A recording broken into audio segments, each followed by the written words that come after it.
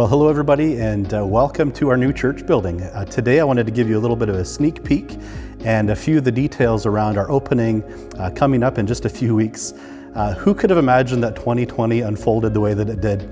I'm just amazed at how our congregation has been patient during a year of construction and COVID, and thankfully we're getting very close to the finish line of our building project, which we're hoping is going to happen just before Christmas. It's really interesting for us to note that our start as a church was on Christmas Sunday of 1853.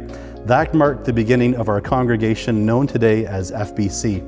I want to tell you today that our church leadership, our pastoral team, our deacons and directors have all worked together over many months this past year to prayerfully approach our plans for this season ahead. As leaders who are appointed by you, our congregation, we understand the great responsibility that we've been given to care for the spiritual and emotional and physical well-being of our people. As leaders, I want you to know that we stand in agreement on our approach and the plans that I'm sharing with you today.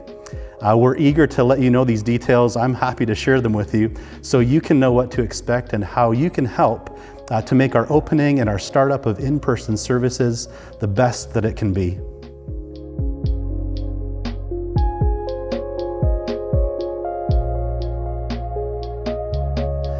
One of the first events that we're planning for is on December the 19th. It's going to be an open house. So Saturday, December the 19th. We're going to let you know how you can register for that event. We're going to do it as time slots where you will be a part of a tour group that will go through the building and have a personalized tour with one of our communication team people. There's a lot to see here and a lot to appreciate. Every square foot of this building has been carefully designed to be welcoming and useful for a large variety of ministries.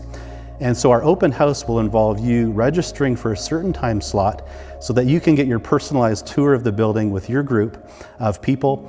So in the next couple of weeks, you'll have an opportunity to register on our website for this event. Again, that's December the 19th. It's Saturday. And I hope that you'll be a part of that and you'll register and finally see this building for yourself.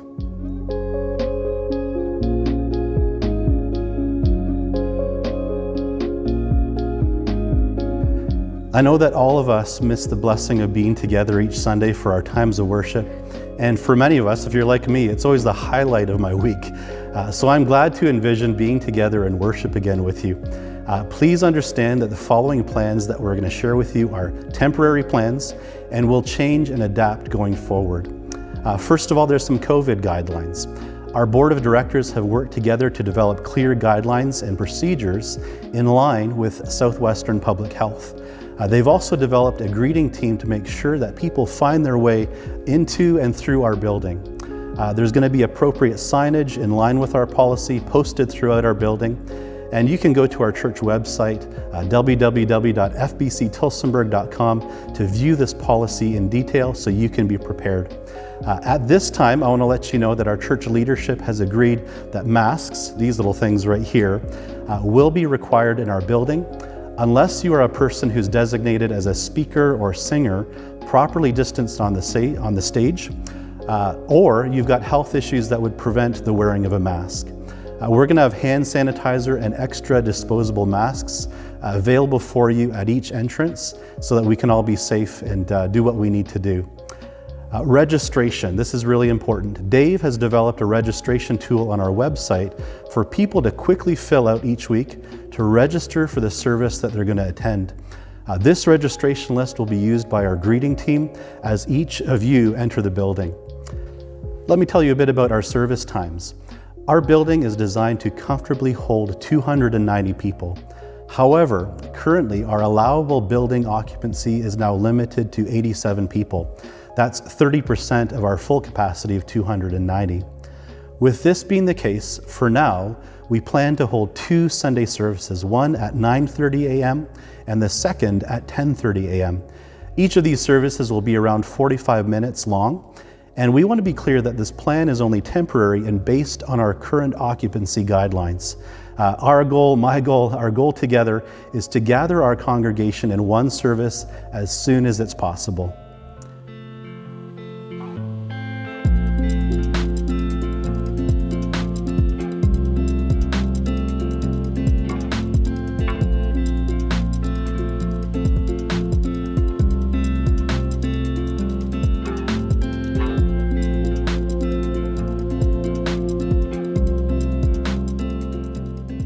Now, what about Sunday school?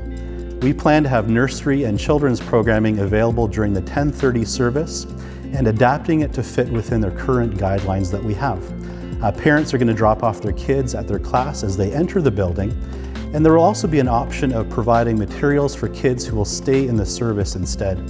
During our worship services, our worship teams are going to be adapting our musical worship to involve a bit less congregational singing and a bit more ministry of music to our congregation.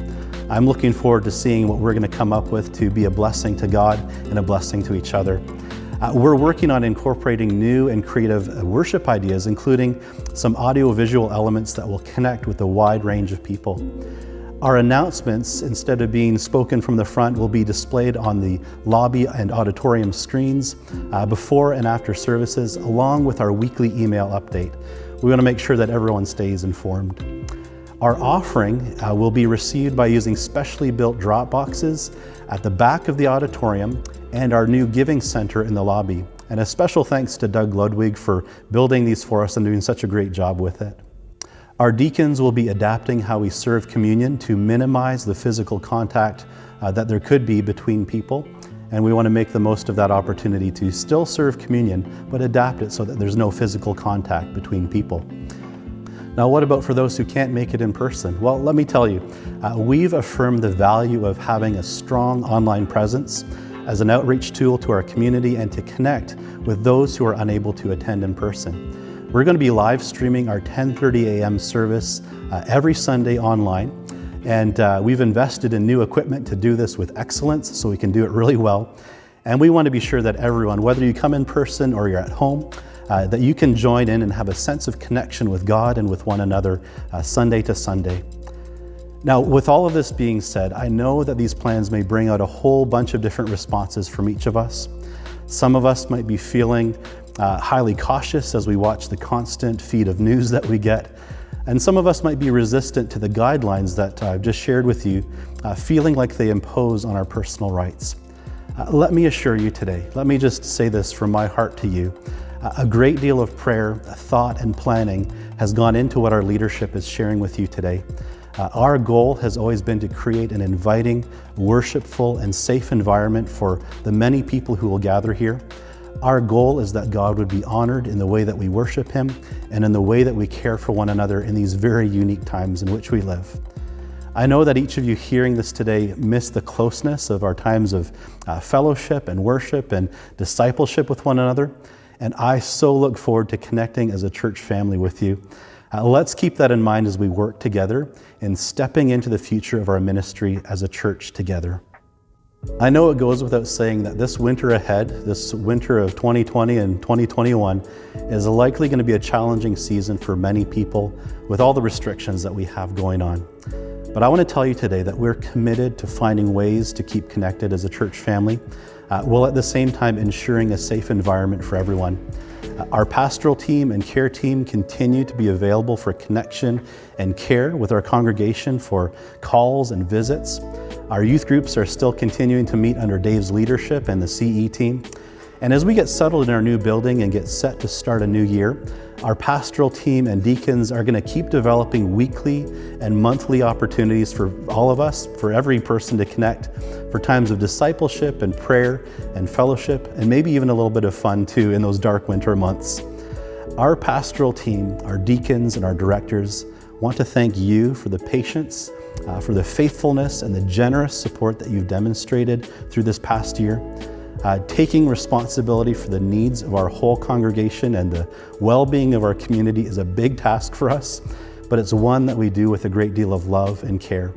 As leaders, we stand together in these plans for the season ahead and continue to welcome your encouragement and your cooperation as we all work together.